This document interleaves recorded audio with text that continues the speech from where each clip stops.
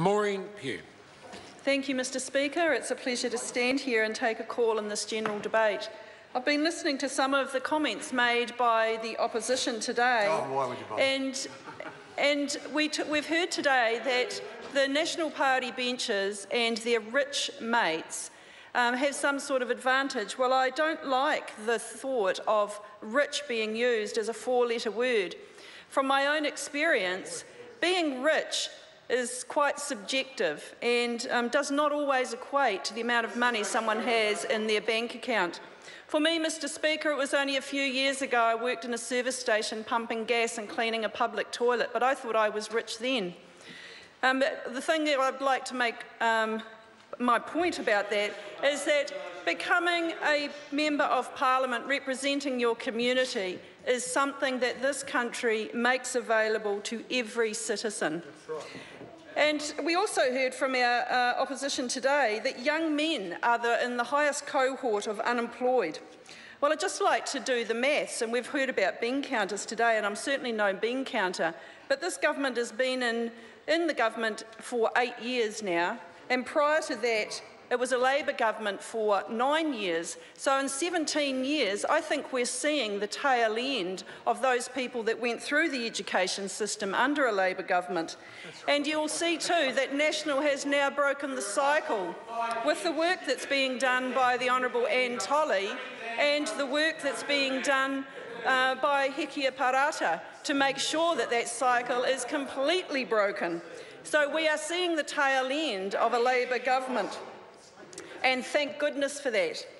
So in terms of economic opportunities, Mr Speaker, I'd like to just focus on some of the success stories that are happening in an area that's near and dear to my heart, which is West Coast Tasman.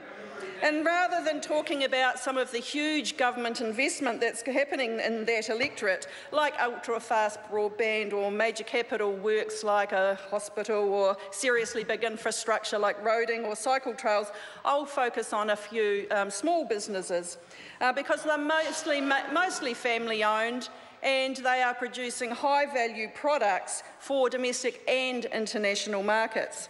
I'm sure the House would like to hear a few of those examples, Mr Speaker. Alluvial gold mining, and it's still going gangbusters. And these little operations are employing people and taking a high standard in terms of the environmental responsibility.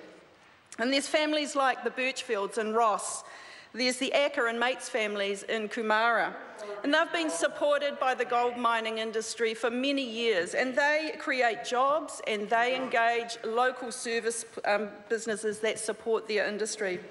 Dear to my heart is the timber industry, and especially the harvesting of the Windthrow native timber that was introduced in a concept I brought to the Honourable Nick Smith and was supported wholeheartedly by this government. We're seeing a factory in Reefton, Sustainable Forest Products, now adding to their production line high-value native timber, and that is going into domestic and international markets.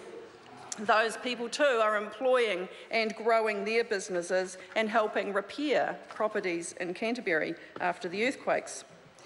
Many family-owned fruit and tree nut growers account for more than 11% of employment in the Tasman region, and Tasman supports a third of the national pip fruit industry and employment.